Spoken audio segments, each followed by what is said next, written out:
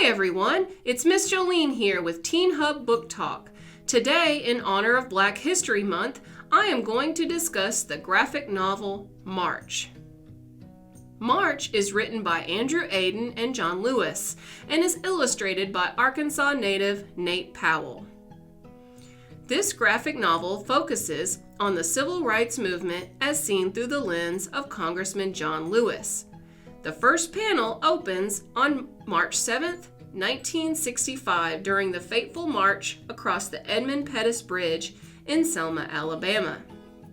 Protesters were fighting for their constitutional right to vote, which had been brutally suppressed, particularly in the Deep South.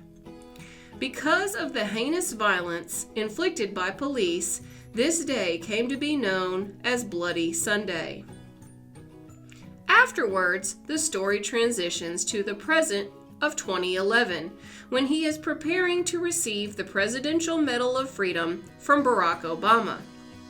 In his office, two young visitors are brought to him. They ask questions, and he reminisces about being the child of sharecroppers in Alabama and the moment as a young man when he discovers Martin Luther King Jr.'s philosophy of nonviolence, which inspires him in the course of his life. As a young boy, John Robert Lewis, or Bob as he was called by loved ones, felt a burning desire to go to school instead of toiling in the field with his family. He sensed from that tender age that it wasn't right that white children had better access to education and were not forced to work as he was. He felt so strongly that even when his father commanded him to stay and work, he would hide and then race to hop on the bus. His father fumed, but in the end did not prevent him from getting his education. We should be thankful to his father. John Lewis got his education and then worked tirelessly for the equal rights of Black Americans.